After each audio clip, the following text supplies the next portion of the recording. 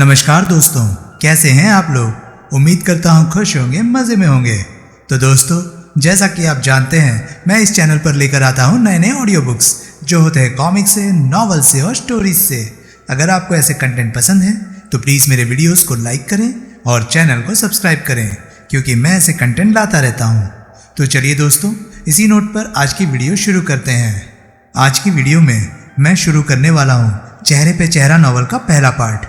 इस नॉवल के लेखक हैं सुरेंद्र मोहन पाठक जी, और ये मरना यहाँ नॉवल के कंटिन्यूटी में नेक्स्ट नॉवल है। दोस्तों, अगर इस ऑडियो बुक का पूरा मजा लेना चाहते हैं तो इससे पिछले अपलोड किए हुए मेरे ऑडियो बुक्स जरूर सुनें, जिनके लिंक्स आपको ऊपर आई बटन से मिल जाएंगे।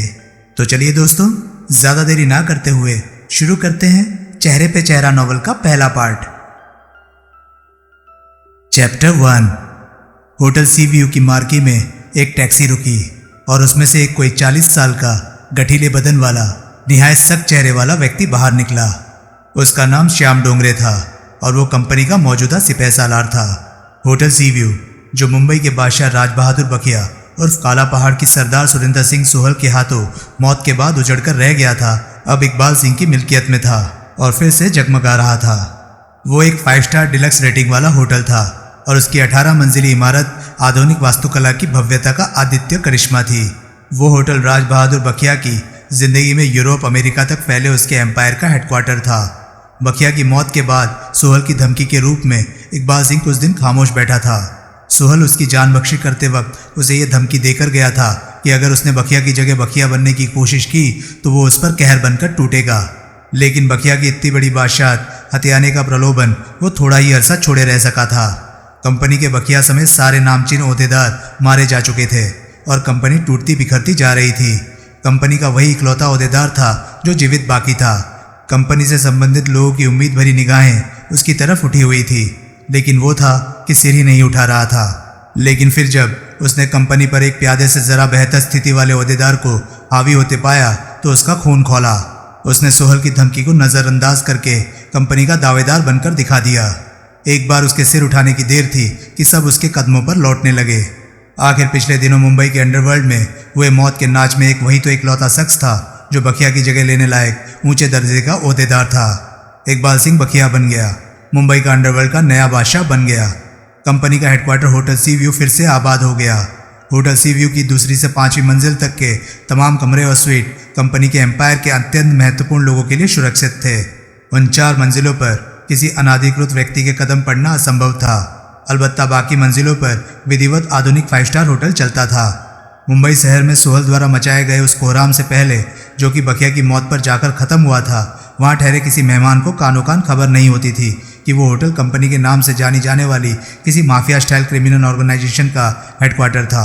किसी को ये पता तक नहीं लगता था कि होटल की दूसरी और 5वीं मंजिल के बीच की 4 मंजिलों में और बाकी मंजिलों में कोई फर्क था। अब सोहल की मेहरबानी से कंपनी की वो गोपनीयता तो भंग हो गई थी, लेकिन होटल क्योंकि एयरपोर्ट के पास था और उसे अधिकतर टूरिस्ट ट्रेड हासिल था, इसलिए उस बात से होटल के बिजनेस पर कोई भारी फर्क नहीं पड़ा था। अलबत्ता स्थानीय अभिजात वर्ग में अब होटल सी व्यू को गुंडे बदमाशों के अड्डे के नाम से ही जाना जाता था।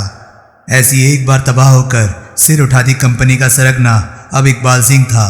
सोहल की धमकी की तलवार जिसे अपने सिर पर अभी भी लटकती दिखाई देती थी।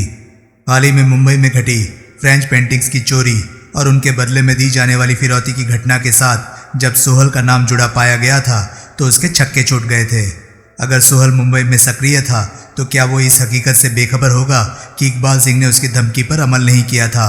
जिस शख्स के बारे में वो ये उम्मीद कर रहा था कि वो अपनी प्रेमिका की मौत के गम में दीवाना होकर जंगल जंगल भटकने और उसकी फिराक में जान देने चला गया था, वो जब मुंबई में एन कंपनी की नाक के नीचे इतनी बड़ी वारदात करने में कामयाब हो गया था तो किसी भी दिन उसका इकबाल सिंह तक पहुंच जाना कोई बड़ी बात ना होता।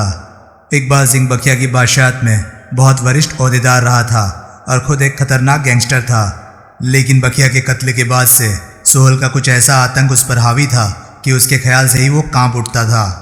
आज उसी खौफ से प्रेरित होकर उसने अपने सिपह सालार को तलब किया था। डोंगरे होटल की 4थी मंजिल पर स्थित इकबाल सिंह के 4 कमरों वाले स्वीट के ड्राइंग रूम में पेश हुआ। इकबाल सिंह लगभग 50 साल उम्र का, गेंडे जैसी शक्ल सूरत और आकार वाला गढ़वाली था, जो कि अपनी किशोरावस्था से ही मुंबई में आकर बसा हुआ था। उसका कोई पता लगा? वो सख्ती से बोला। डोंगरे ने इंकार में सिर हिलाया। मुंह से बोल, इकबाल सिंह बुनबुनाया। मेरे सामने मुंडी मत हिला। नहीं लगा। ये तो पता लगा होगा कि वो मुंबई में था या नहीं। अभी भी यहाँ कहीं छुपा हुआ है या आकर चला गया है?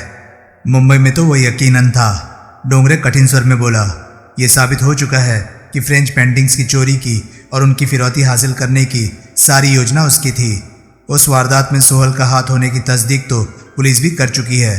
तो फिरौती की रकम तो वर्सोवा बीच पर मचे खून खराबे के बाद पुलिस के हाथ लग गई थी।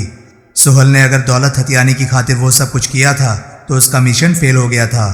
इस लिहाज से तो अगली किसी वारदात की ताक में वो यहीं हो सकता है। क्या ये ज़रूरी है कि अगली वारदात वो मुंबई में ही करेगा? ज़रूरी तो नहीं, लेकिन यहाँ जैसे उसने अपने इतने सारे हिमायती जुटा लिए थे, वैसी सलाहियत दोबारा शायद उसे यहीं हासिल हो। उसके हिमायती तो सब मारे नहीं गए थे। जो मारे गए थे उन्हीं की पुलिस को खबर है। क्या पता मारे जा चुके लोगों के अलावा और लोग भी उसके साथ रहे हों। लेकिन इकबाल सिंह व्यंग्यपूर्ण स्वर में बोला, कंपनी का सिपह सालार उनके बारे में जानकारी हासिल नहीं कर सकता। वो मुंबई में, जिसके चप्पे चप्पे में हमारे भेदिए फैले हुए हैं, सोहल को तलाश नहीं कर सकता। कोशिश जारी है, डोंगरे दबे स्वर में बोला, लेकिन हासिल कुछ नहीं हो रहा। साहब, मैं तो सिर्फ कोशिश ही कर सकता हूँ। अगर मेरी कोशिश में कोई कमी हो तो तेरी कोशिश में ही कमी है। सोहल का हमारे हाथ ना आना इस बात का सबूत है कि तेरी कोशिश में ही कमी है। ऐसा ना होता तो क्या अभी तक सोहल का काम तमाम ना हो चुका होता?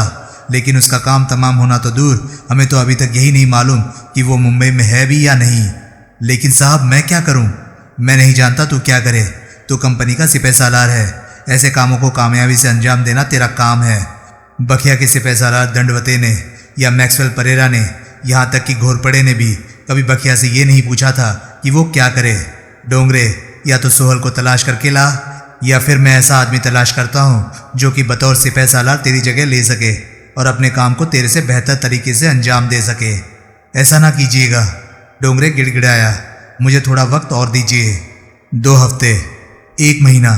ठीक है, 1 महीने के अंदर अंदर या तो सोहल को जिंदा या मुर्दा मेरे सामने पेश कर देना, और या फिर जिंदगी भर दोबारा कभी मुझे अपनी शक्ल मत दिखाना। डोंगरे ने सहमति में सिर हिलाया। कुछ क्षण खामोशी छाई रही। बखिया के खिलाफ जंग में फिर इकबाल सिंह ने ही खामोशी भंग की। जो सोहल के सहयोगी थे, तूने उनमें से किसी को टटोला? उनमें से बचा ही कौन है साहब? उसके सहयोगी तो शांताराम के भाई थे, तुकाराम को छोड़कर, जो कि सब मारे जा चुके हैं। तुकाराम को टटोला? हाल ही में टटोला था। वो अपने एक चमचे वागले के साथ अभी भी चैम्बूर वाले मकान में ही रहता है। दोनों ही आजकल कुछ करने धरने के काबिल नहीं है। वो किस लिए? दोनों एक मोटर एक्सीडेंट में घायल हुए बताए जाते हैं। तुकाराम की एक टांग में कंपाउंड फ्रैक्चर है, जिसकी वजह से वो चल फिर नहीं सकता। वागले का कंधा टूटा हुआ है। वो चल फिर तो सकता है, लेकिन कुछ करने धरने के, खासतौर से सोहल जैसे शख्स की कोई कारआमद मदद करने के काबिल नहीं है। सोहल उन्हीं के घर में तो नहीं छुपा हुआ है? नहीं, मेरी गारंटी। लेकिन जैसे ताल्लुकात उनके सोहल से रहे हैं, उनकी रूह में उनको सोहल की खबर हो सकती है। साहब, अगर ऐसी कोई खबर उन्हें है तो आप खुद जानते हैं कि वो खबर उनसे जबरदस्ती नहीं उगलवाई जा सकती। वे टॉर्चर से डरने वाले आदमी नहीं। ऐसा खुद काला पहाड़ ने आजमाया था कि वे जान दे देंगे लेकिन अपनी जुबान नहीं खोलेंगे। उनका मुंबई में ऐसा कोई सगा संबंधी भी नहीं जिसको काबू में करके, जिसके माध्यम से उन पर दबाव डाला जा सके। हम उनकी निगरानी तो करवा सकते हैं, उसमें क्या वांदा है? उनकी निगरानी करवा, उनकी 24 घंटों की निगरानी करवा।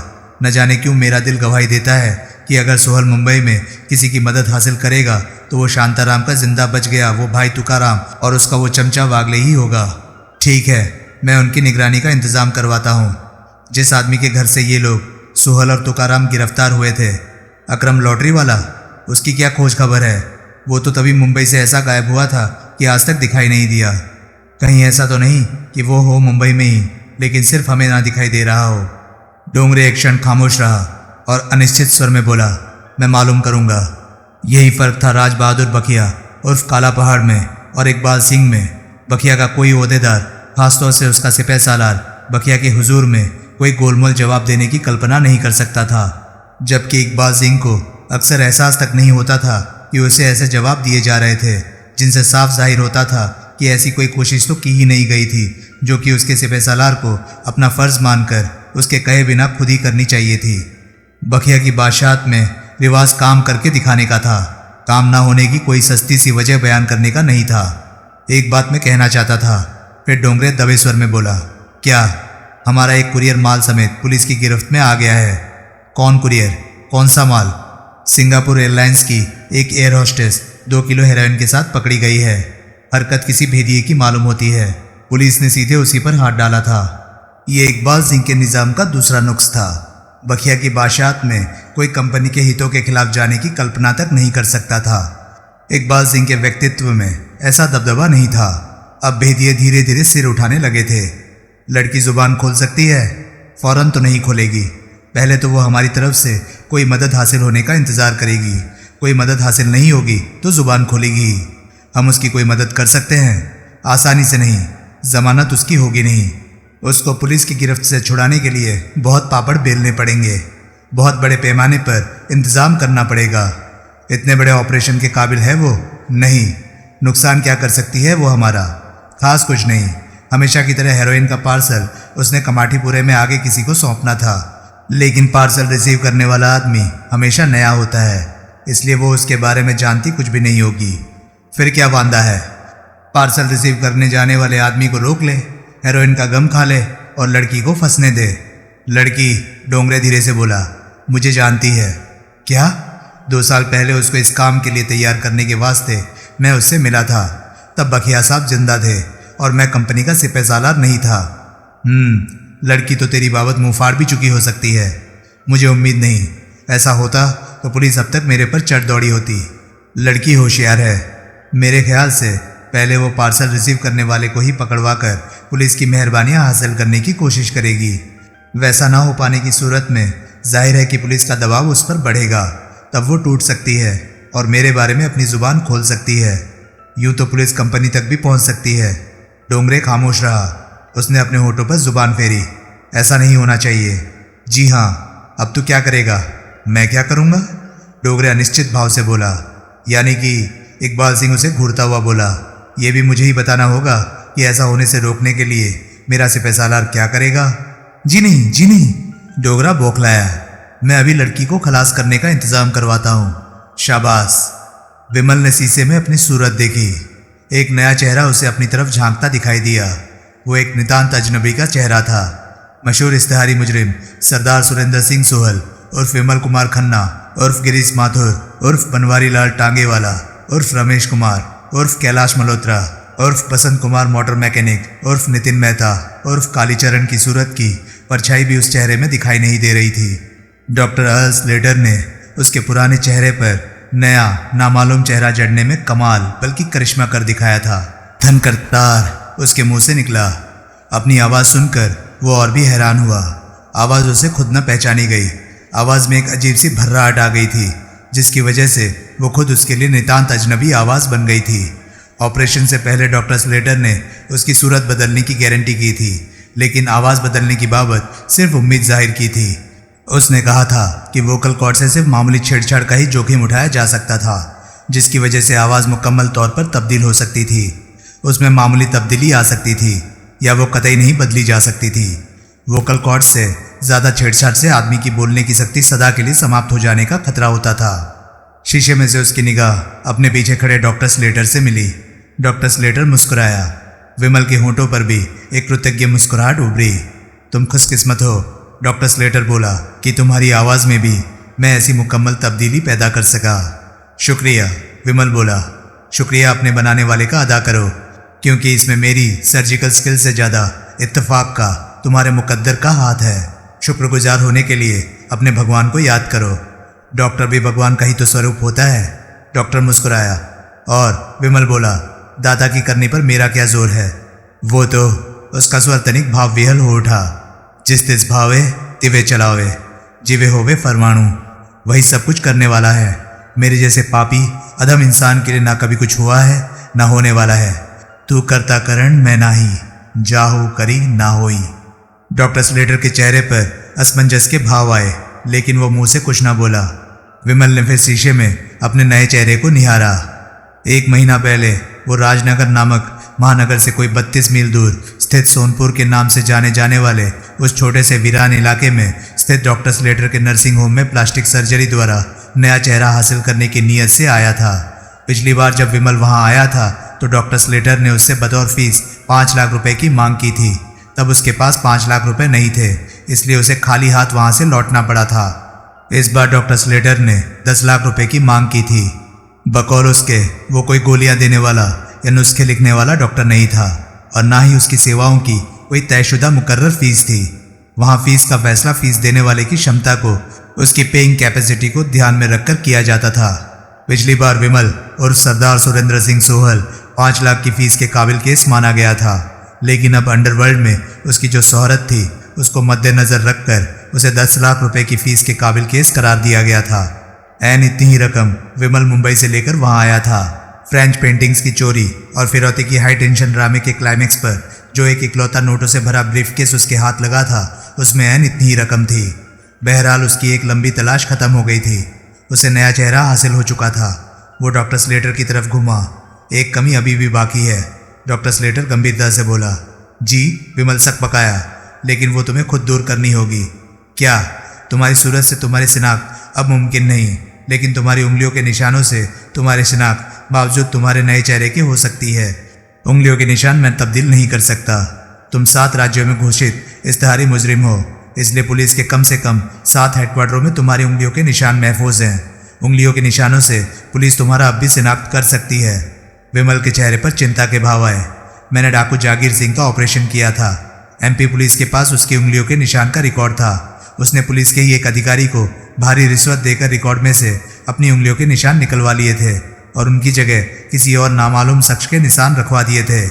रुपए पैसे के मामले में तुम्हारी सामर्थ्य भी जागीर सिंह से कम तो ना होगी।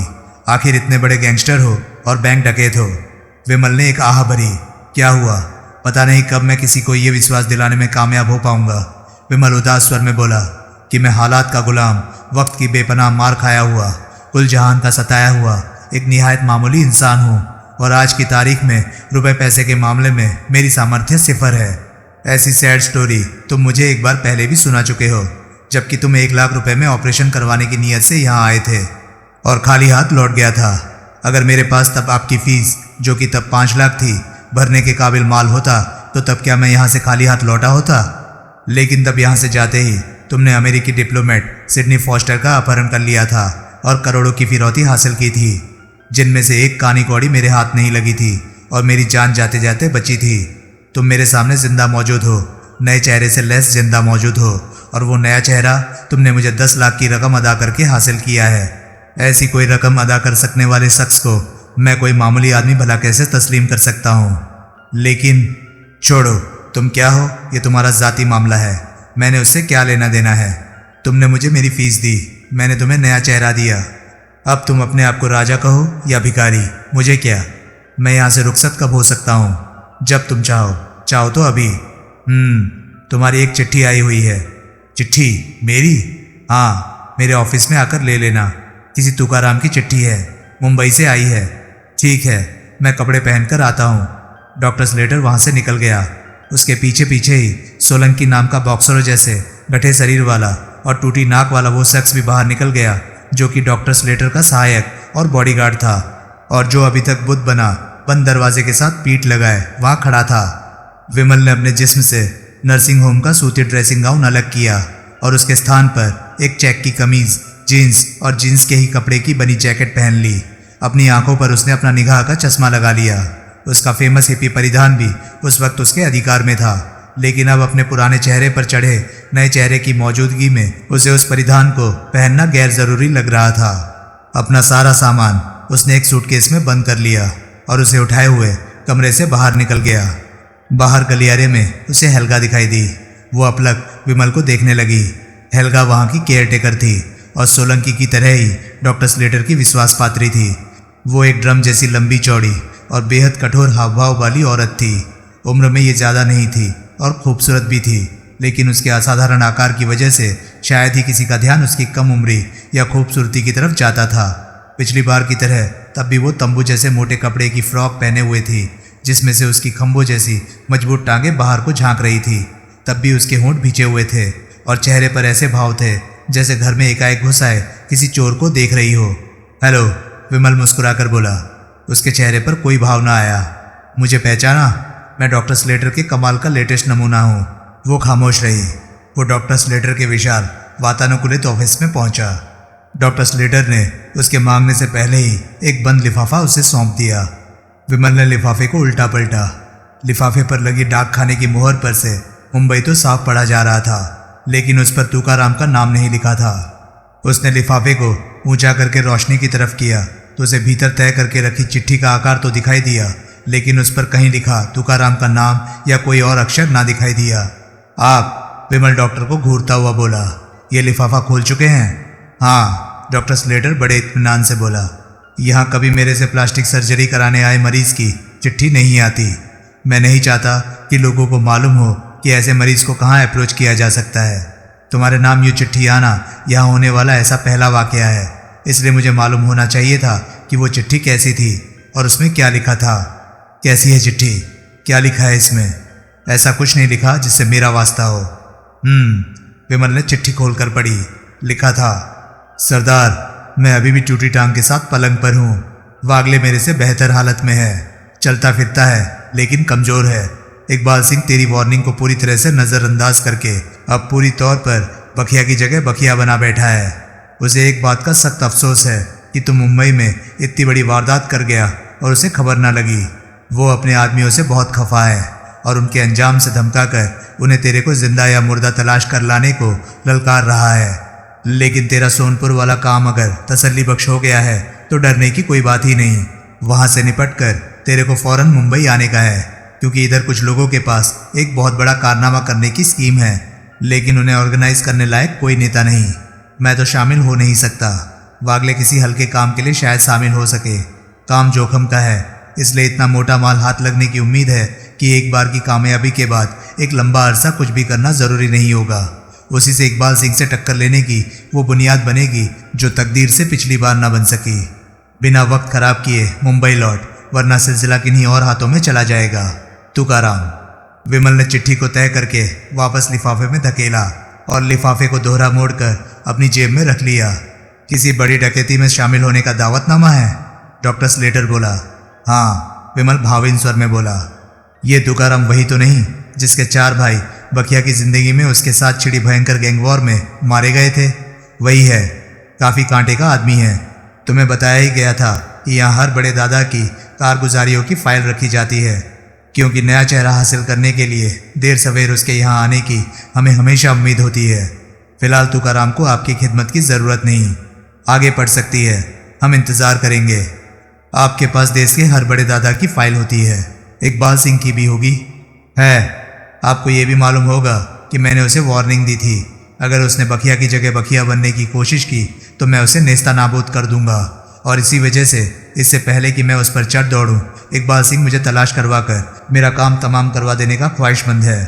मालूम है, आपकी मेहरबानी से अब वो मेरी सूरत नहीं पहचान सकता। दुरुस्त, लेकिन आप ही की मेहरबानी से पहचान भी सकता है, क्योंकि तुम मूर्ख हो। डॉक्टर स्लेटर सख्ती से बोला। और मेरी तौहीन कर रहे हो। अपनी रिसर्च के लिए आपको बहुत दौलत की ज़रूरत है। मेरे नए चेहरे की जानकारी के बदले में इकबाल सिंह आपको मालामाल कर सकता है। मुझे किसी ऐसे रहम करम की ज़रूरत नहीं। मेरी ज़रूरत के लायक दौलत मेरे पास है। बच्चे, 10 लाख रुपए जो मैंने तुमसे लिए वो सिर्फ प्लास्टिक सर्जरी की फ़ीस नहीं, वो इस बात की भी फ़ीस है कि हमारी वजह से तुम्हारे नए चेहरे की जानकारी कभी किसी को नहीं होगी। हम लोग दगाबाज नहीं, अलबत्ता काम निकल जाने के बाद तुम्हारे जैसे मेरे पेशेंट दगाबाज हो सकते हैं। दगाबाज भी और नाशुक्रे भी। जी, मैंने सोलंकी को कहा है कि वो तुम्हें स्टेशन तक छोड़ आए। वही रास्ते में तुम्हें बताएगा कि मेरे पेशेंट कैसे दगाबाज और नाशुक्रे हो सकते हैं और हकीकतन क्यों उन्हें ऐसा नहीं होना चाहिए। So long mister Sohal. I wish you all the best in your new world with your new face. Thank you. Inspector Ashok Jagnani अपने आला अफसर एसीपी मनोहर देवड़ा के सामने पेश हुआ। लड़की कुछ बकी? देवड़ा ने पूछा। नो सर, अशोक जगनानी बोला। 10 घंटे हो गए हैं पूछताछ करते हुए। उसने अभी तक ये रट नहीं छोड़ी है कि उसे नहीं मालूम था कि पैकेट में हीरोइन थी। उसने क्या समझा था? क्या था पैकेट में? कहती है सिंगापुर में पैकेट उसे ये कहकर सौंपा गया था कि उसमें सरकारी कागजात थे जो कि मुंबई में सिंगापुर कॉन्सुलेट के डिप्लोमेटिक बैग में भेजे जाने से रह गए थे। नॉनसेंस, ये कोई चलने वाली कहानी है? लेकिन वो तोते की तरह इस कहानी को बार बार रटती जा रही है। भेदिया क्या कहता है? वो कहता है कि एयर होस्टेस कंपनी के पेरोल पर है और कंपनी की रेगुलर कुरियर है। फिर तो इस लड़की का टूटना बहुत महत्वपूर्ण साबित हो सकता है। जी हाँ, उसे यहाँ बुलाओ। Yes sir. कुछ क्षण बाद अशोक जगनानी ने लड़की को एसीपी के सामने पेश किया। लड़की का नाम शीहान था और वो उस वक्त भी सिंगापुर एयरलाइंस की यूनिफॉर्म में थी। प्लीज सिट डाउन, देवड़ा मीठे स्वर में बोला। लड़की एक कुर्सी पर बैठ गई। इन्हें कोई कॉफ़ी वॉफ़ी पिलाई? देवड़ा जगनानी से बोला। कॉफ़ी इसे? जगनानी सख्ती से बोला। काहे को? भाई ये हमारी गेस्ट है। ये नारकोटिक्स स्मगलिंग में पकड़ी गई मुजरिम है। She is a woman after all. Smuggler smuggler होता है, वो औरत हो या मर्द। और मेरी निगाह में नारकोटिक्स स्मगलर तो न औरत होता है न मर्द, वो मोरी का कीड़ा होता है जो हमारे घरों को, हमारे बच्चों को तबाह करने का सामान करता है। ऐसे मोरी के कीड़े को जल्द से जल्द मसल देना चाहिए। मैं तुम्हारी भावनाओं की कद्र करता हूँ, मैं तुम्हारे आक्रोश को समझता हूँ, लेकिन कॉफ़ी एक कॉमन कर्टेसी है जिसे हम इन ख्यालात पर कायम रहकर भी निभा सकते हैं। मैं अभी इंतज़ाम करता हूँ, जगनानी अनिच्छापूर्ण स्वर में बोला। That's a good boy. Jagnani ने कॉफ़ी का इंतज़ाम किया।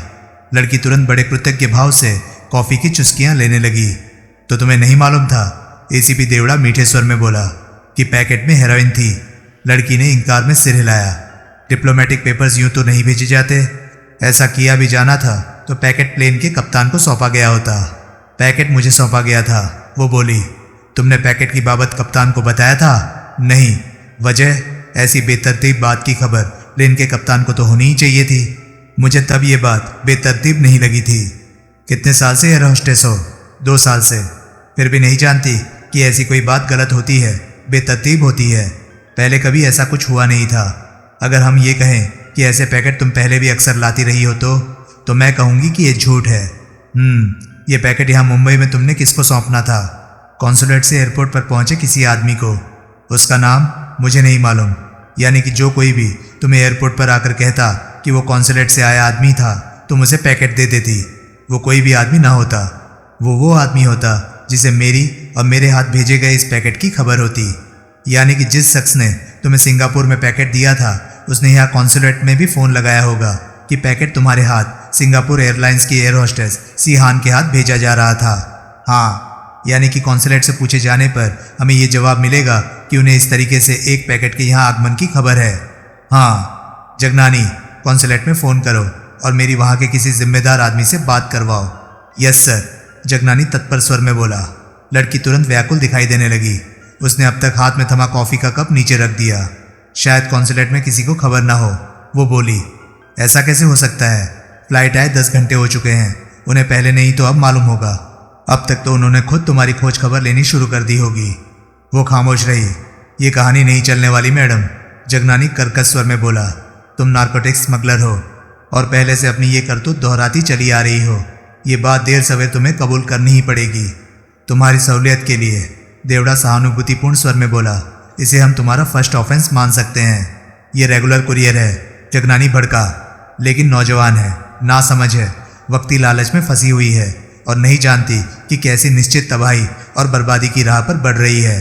देवड़ा बोला, शायद ये भी नहीं जानती कि नारकोटिक स्मगलिंग कितना बड़ा इंटरनेशनल क्राइम है और इसकी कितनी सख्त सजा हो सकती है। सख्त सजा? लड़की के मुंह से निकला। 10 साल, 8 साल, 5 साल से कम तो हरगिज नहीं। तो 5 साल? यानी कि कैरियर खत्म, नौजवानी खत्म, खूबसूरती खत्म, यूं कह लो कि जिंदगी खत्म। उसके चेहरे पर हवाइयाँ उड़ने लगी। लेकिन तुम्हारी हरकत को फर्स्ट ऑफेंस करार दिए जाने पर तुम्हारे लिए काफ़ी उम्मीद हो सकती है। तो क्या हम कोशिश करेंगे कि तुम्हें सजा हो ही नहीं, बशर्ते कि। देवड़ा जानबूझकर ठिठक गया। क्या क्या? लड़की व्याकुल भाव से बोली। बशर्ते कि तुम इस आदमी की पूरी जानकारी दो जिसने तुम्हें पैकेट सौंपा था, और उस आदमी की भी पूरी जानकारी दो जिसको तुमने यहाँ मुंबई में पैकेट सौंपना था। पहले आदमी की पूरी जानकारी मैं दे सकती हूँ, लेकिन दूसरे की नहीं। वजह? दूसरे की पूरी जानकारी मुझे है ही नहीं। ऐसा कैसे हो सकता है? ऐसा ही है, लेकिन पैकेट को तुमने यहाँ कहीं तो पहुँचाना ही था। हमेशा भी तो कहीं पहुँचाती रही हो, जगनानी कर्कश स्वर में बोला। देवड़ा ने हाथ उठाकर जगनानी को खामोश रहने के लिए कहा और लड़की की तरफ देखा। मुझे मुंबई की हमेशा एक नई जगह बताई जाती है, लड़की धीरे से बोली, जहाँ हमेशा मुझे एक नया आदमी मिलता है। तुम उसे पहचानती कैसे हो? मैं उसे नहीं, वो मुझे पहचानता है। मुझे एक कोडवर्ड बताया जाता है, जो शख्स वो कोडवर्ड दोहराता है उसी को मैं पैकेट सौंप देती हूँ। इस बार का कोडवर्ड क्या है? Golden dragon. जगह कमाटीपुरे में न्यू बॉम्बे रेस्टोरेंट। कब पहुँचना है? 11 बजे। देवड़ा ने घड़ी देखी, 10 बजे थे। मैडम के फिर उसने आदेश दिया, ठीक टाइम पर कमाटीपुरे के न्यू बॉम्बे में पहुंचने का इंतजाम करो। यस सर, जगनानी तत्पर स्वर से बोला। तो दोस्तों, ये था चेहरे पे चेहरा नॉवल का पहला पार्ट। ये पार्ट आपको कैसा लगा? प्लीज कमेंट सेक्शन में मुझे अपनी राय जरूर बताएं। और हाँ, अगर आपको मेरी वीडियोस पसंद आ रही हैं तो प्लीज उन्हें लाइक करें और चैनल को सब्सक्राइब करें, क्योंकि मैं ऐसे कंटेंट लाता रहता हूं। तो चलिए दोस्तों, मैं मिलता हूं अब आपसे अगली वीडियो में। तब तक के लिए नमस्कार, गुड बाय। सेफ रहिए, खुश रहिए, मजे करिए।